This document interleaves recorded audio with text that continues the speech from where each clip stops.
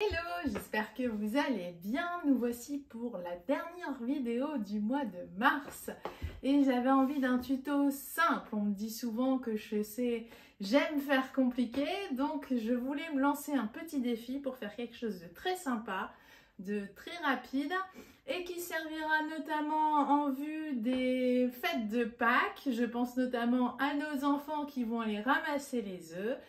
Mais ça pourra servir également comme petit sac, ça pourra servir pour mettre, par exemple, comme sac à ouvrage, pour mettre votre crochet, ce genre de choses, enfin bref. On se sert beaucoup des pochons pour plein de choses et je suis persuadée que vous trouverez une utilité à ce tutoriel. Comme vous pouvez le voir, il n'y a pas beaucoup de fournitures. J'ai ajouté une variante où on s'amusera à faire une petite écriture avec la machine à coudre. Donc si ça vous tente, allez hop, vous êtes prêts, c'est parti!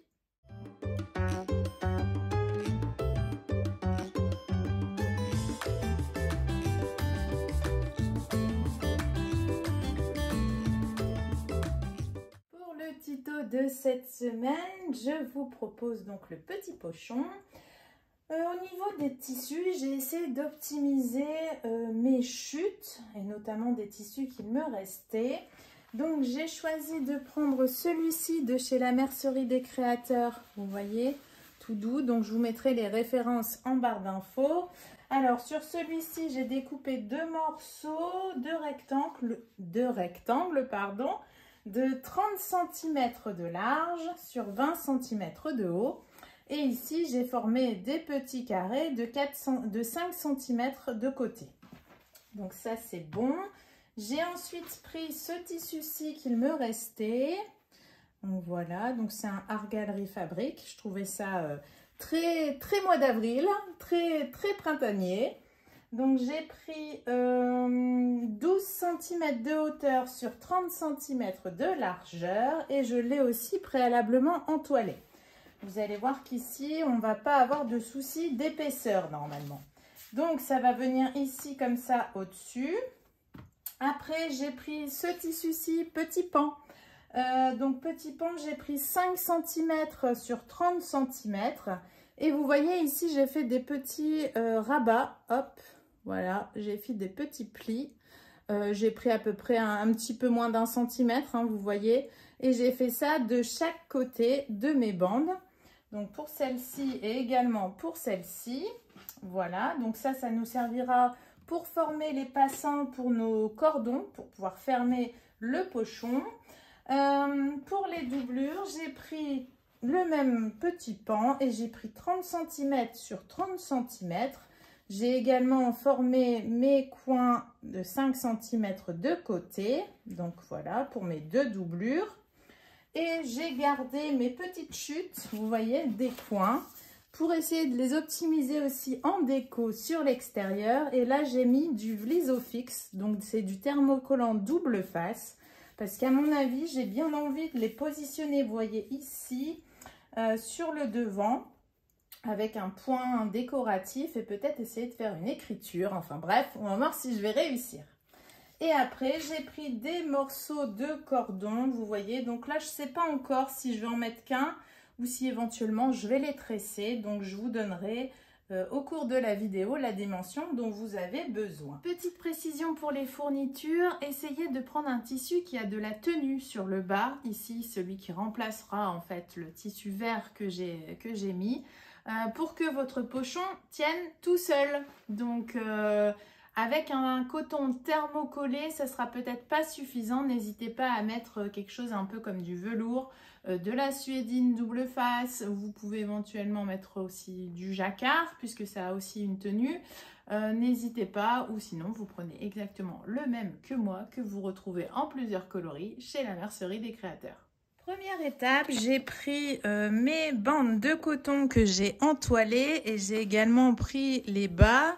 Donc on va s'occuper du devant et du dos. Je vais prendre une bande de coton, hop, une bande de bas et je vais les mettre endroit contre endroit. Donc je vais essayer de trouver hop, le bon sens pour mon tissu.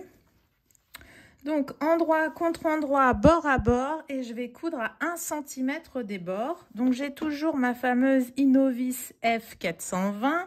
Au niveau de l'aiguille, je suis en aiguille standard 80 voire 90. Et donc là, je vais prendre une longueur de pointe de 3 mm. Voilà, hop, je me positionne et je fais une couture à 1 cm. J'ai essayé d'optimiser le tuto pour avoir le moins d'épaisseur possible.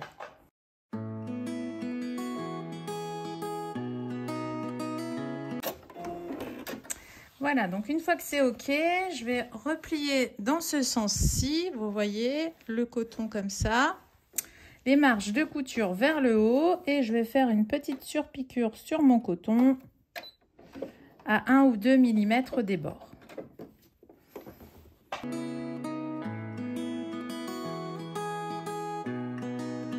Et voilà, ça c'est check. Et je vais faire exactement la même chose pour l'autre côté. Je prends bien mes tissus bord à bord et je fais une couture à 1 cm des bords.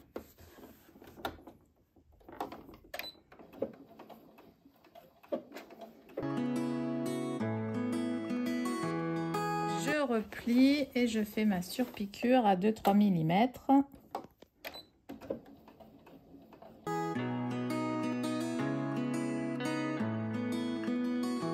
Et voilà, donc mes faces sont prêtes. Maintenant, je vais appliquer au fer mes petits rectangles pour ensuite pouvoir faire un joli point décoratif. J'ai donc fixé mon premier carré avec le fer, vu que c'est du Lisofix. Donc, j'ai ôté la pellicule. J'ai essayé de centrer mon petit carré. Donc, j'ai pris le milieu ici de la pointe à 15. Et vous voyez, ici, j'ai tracé, bon, alors ça se voit peut-être pas beaucoup, mais j'ai tracé une ligne directrice à 12,5 du bord ici, à 12,5 cm. Et comme ça me permet de bien aligner mes deux sommets ici. Donc je vais commencer par mettre celle-ci, je vais réaliser un point d'appliqué tout autour. J'ai pris un fil supérieur de couleur jaune et le point décoratif, pour celles qui ont la même machine que moi, c'est feuille 3 et c'est le numéro 38. J'ai juste changé, j'ai laissé une largeur de pointe de 6 mm, mais j'ai rétréci la longueur à 1,5 mm. Donc, je vais me mettre ici, hop.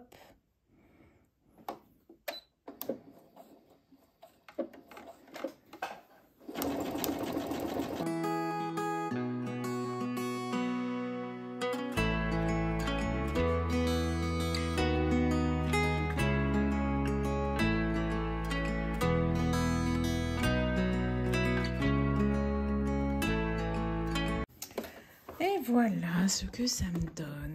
Je vais maintenant fixer, bon, je vais faire celui-ci. L'idée, ça serait surtout... Hop, je vais déjà couper un petit peu ces petits fils qui dépassent, voilà. L'idée, ça serait qu'il se chevauche légèrement, vous voyez. Donc, ça serait pas mal pour pas trop empiéter sur les côtés, et notamment par rapport à ici. Je vais regarder de combien de centimètres.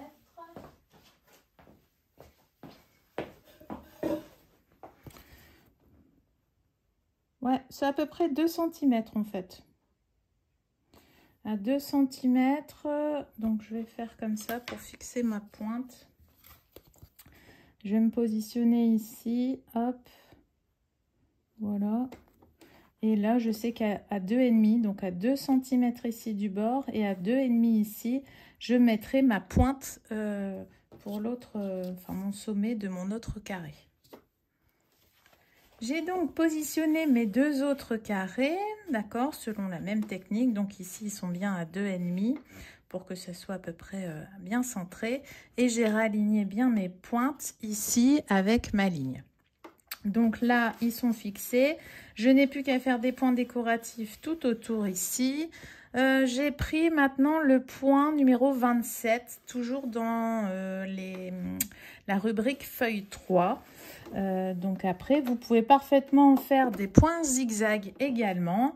Et après, vous pouvez ne pas vous embêter à faire ce genre de choses et laisser tout simplement vos deux tissus comme ça. Vous faites comme bon vous semble. J'essaye de vous inspirer, de vous donner des idées, mais n'hésitez pas à faire comme vous le souhaitez et selon votre créativité.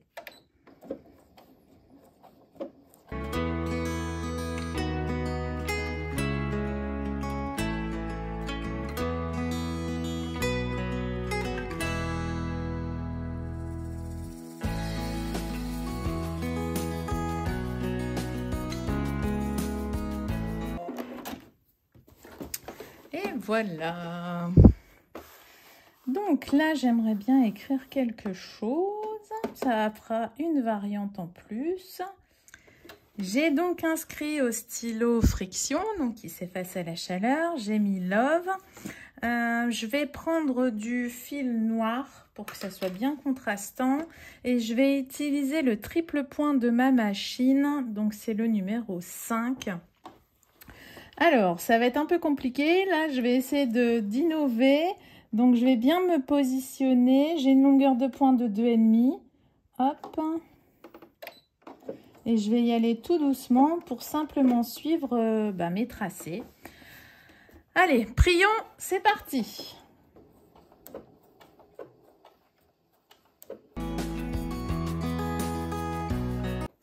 Donc, comme vous pouvez le voir, il faut prendre son temps. Ok, vous réajustez éventuellement si besoin en tournant votre tissu et vous y allez tout doux.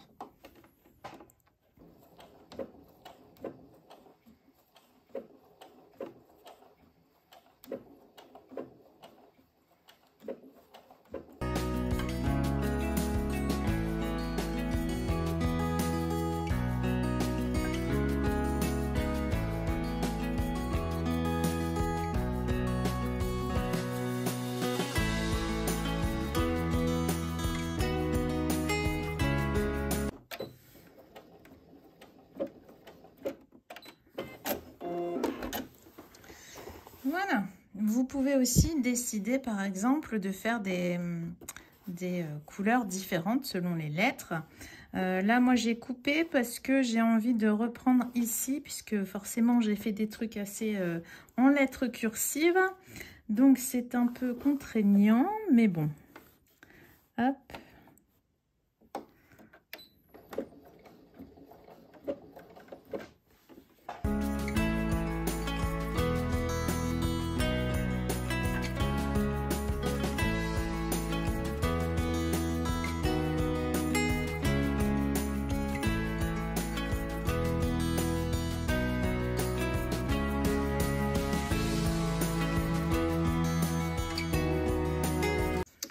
Et voilà ce que ça me donne. Donc, il faut vraiment prendre votre temps.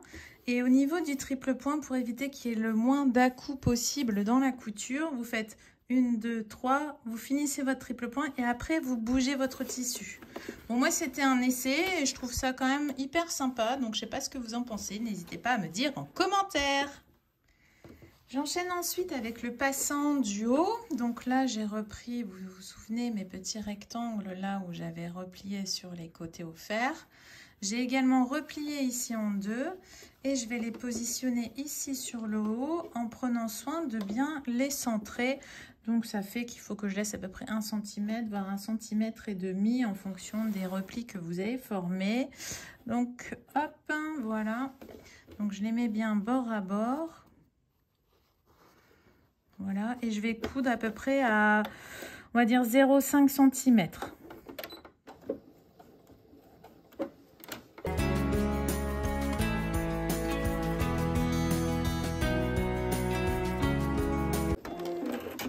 Voilà, comme ça on aura notre petit passant. Ensuite, hop, je vais faire la même chose pour la face dos. Tac, tac. Hop.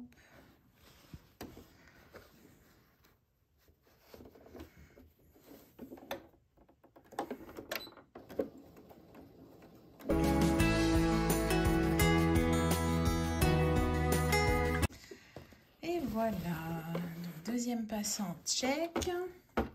Maintenant, on va assembler les extérieurs. Hop.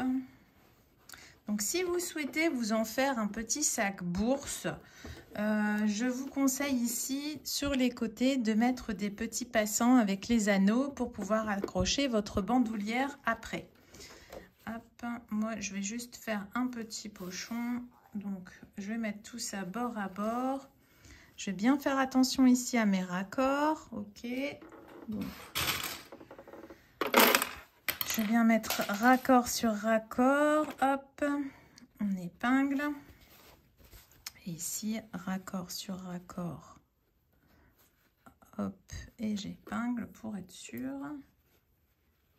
Hop. Voilà. Alors, je vais faire une petite couture de chaque côté à 1 cm des bords.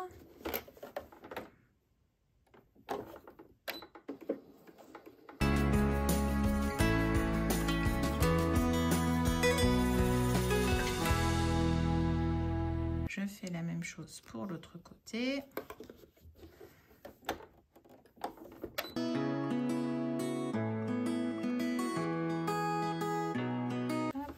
Je n'ai plus qu'à faire ici les parties fond. Donc là, pareil, bord à bord, et je vais coudre à 1 cm.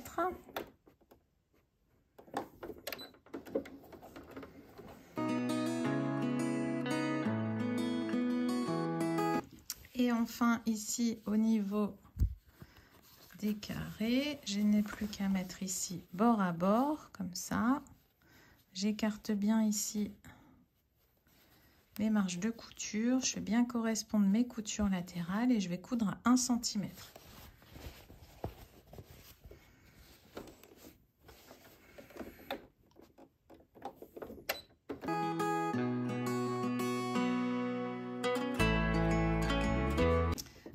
Et je fais pareil de l'autre côté. J'écarte bien ici. J'écarte bien là-bas, s'il veut bien s'écarter. Voilà.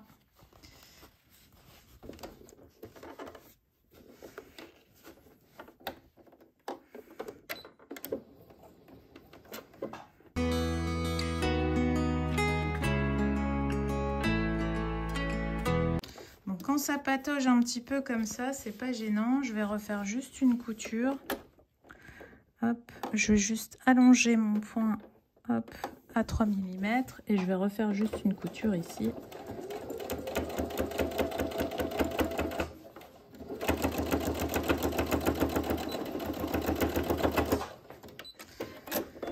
Vous voyez, je me suis pas embêtée à redéfaire cette couture là. J'ai refait juste au-dessus.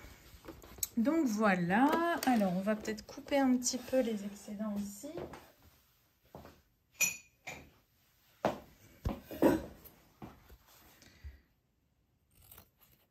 Histoire qu'il ne reste pas beaucoup sur le bas. Hop.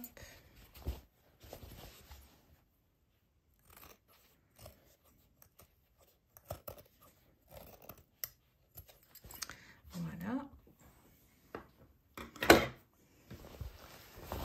Tourner cette petite chose.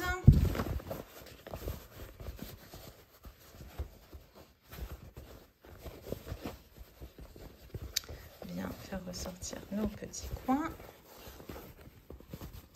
Et ça se présente plutôt pas mal. Regardez-moi ça. Alors, on va s'occuper maintenant de la doublure. Donc là, ça va être très facile. J'ai pris mes 2 doublures, donc je vais bien les mettre bord à bord. Voilà, et je vais faire pareil, une couture à 1 cm des bords.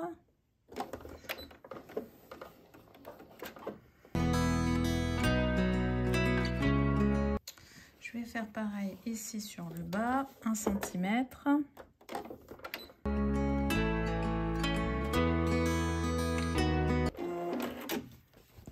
Sur ce côté-ci, je fais pareil à 1 cm des bords. Mais ici, je vais laisser une ouverture pour pouvoir retourner le petit sac à ouvrage sur l'endroit.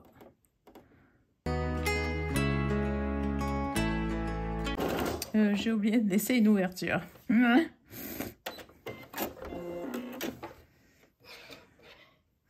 Alors, c'est pas grave, je vais consolider ici.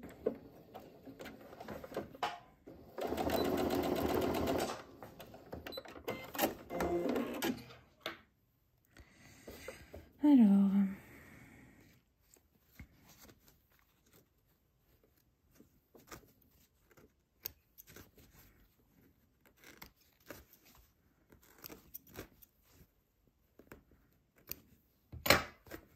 voilà.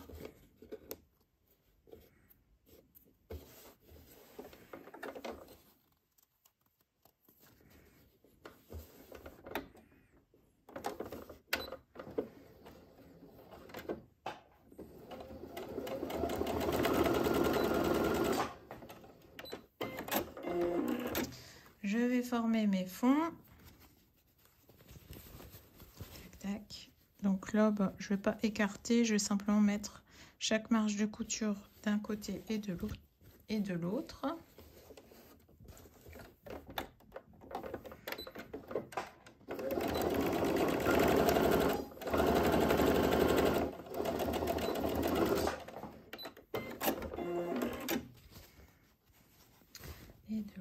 côté, je fais pareil.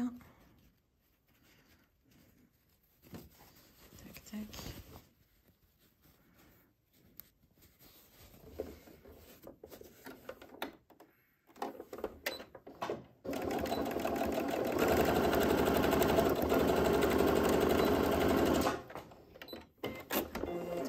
Et voilà, je n'ai plus qu'à cranter les fonds.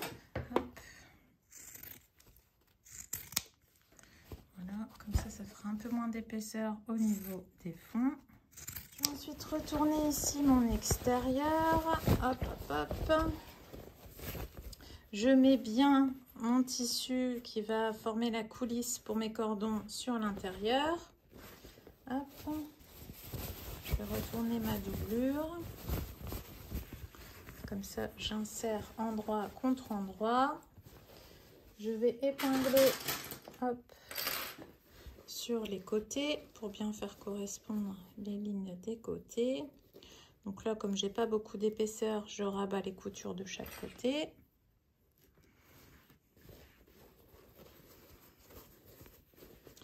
Là, je fais pareil. Tac, tac. Voilà, je n'ai plus qu'à rajouter une petite ici. Une ici.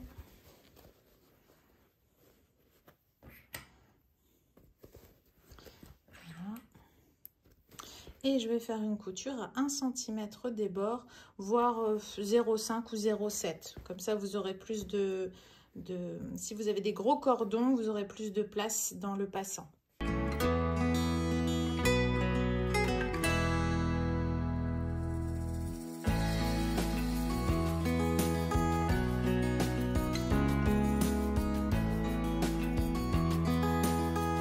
Une fois que c'est retourné, je vais aller passer un petit coup de fer pour vraiment bien positionner mes tissus, puisqu'ici on va avoir notre doublure qui va être rabattue et ici ça va être rabattu aussi. Et on va faire une jolie surpiqûre après.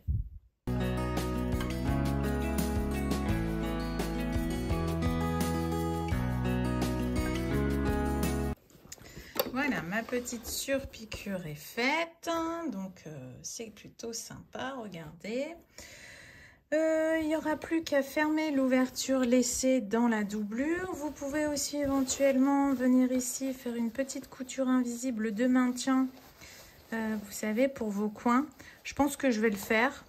Et ensuite, il n'y aura plus qu'à s'attaquer au cordon. Pour la petite couture de maintien, hop, pas la peine de faire plusieurs points.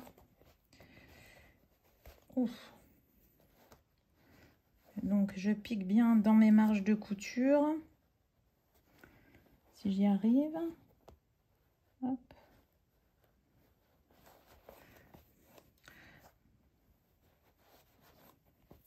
Ça permettra de maintenir un petit peu notre doublure dans le fond du sac. Où est-ce que je vais y arriver? Hop, il faudrait que j'apprenne à me servir d'un dé à coudre. Alors, je fais à peu près 3 petits points. Là, je vais simplement faire un petit nœud. alors. Tac. Voilà. J'espère que j'aurai assez de fil pour faire le deuxième. Normalement, ça devrait être bon. Hop. Donc, j'ai commencé par celui qui était plus éloigné par rapport à mon ouverture. Comme ça, c'est beaucoup plus facile.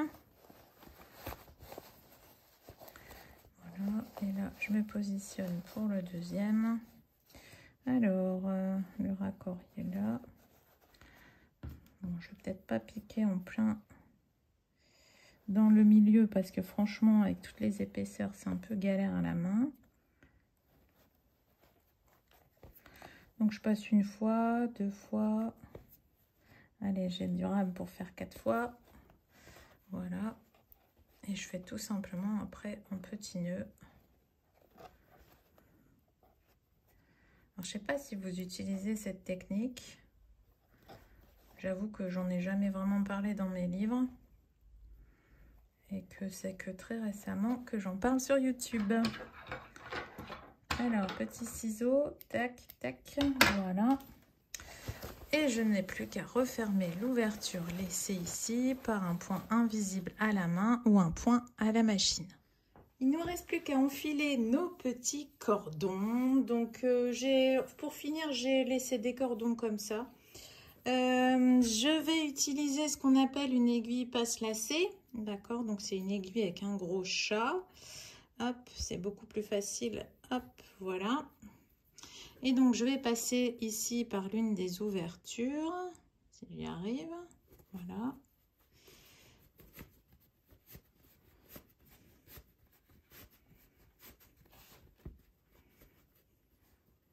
Je vais faire attention avec mes replis. Voilà. Et j'enchaîne dans le deuxième. Pour en fait rejoindre mon entrée. Je vous explique ça parce que la première fois que j'ai voulu poser ce genre de choses, j'avais rien compris. Donc il faut vraiment faire tout le tour. Alors où est-ce qu'il est? Voilà. Tac. Ensuite, je vais rejoindre mes deux bouts et je vais faire un petit nœud ici. Tac, tac. Voilà. Donc, on est bien d'accord. Hop, voilà, vous voyez, elle a fait tout le tour d'un côté. OK. Et avec le deuxième, je vais faire la même chose, mais par l'autre entrée. Donc, ici. Donc, peu importe, hein, comme ça ou comme ça revient au même. Je refais tout le tour.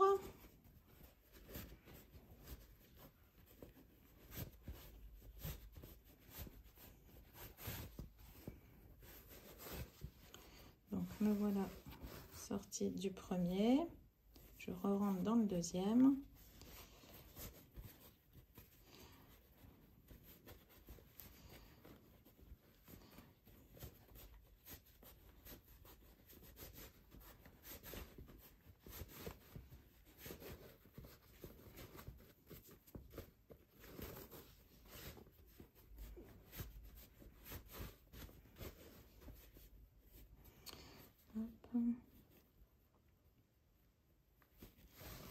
Me voilà de sortie.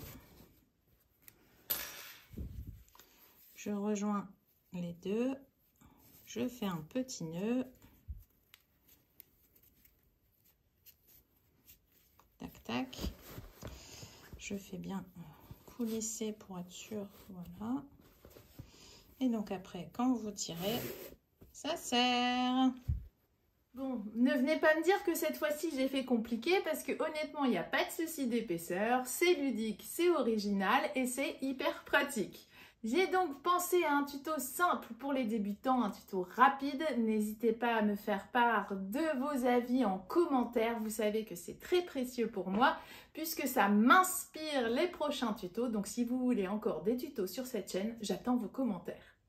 En attendant, je vous souhaite un super week-end. Je vous dis à très vite pour un prochain tuto. Bye bye!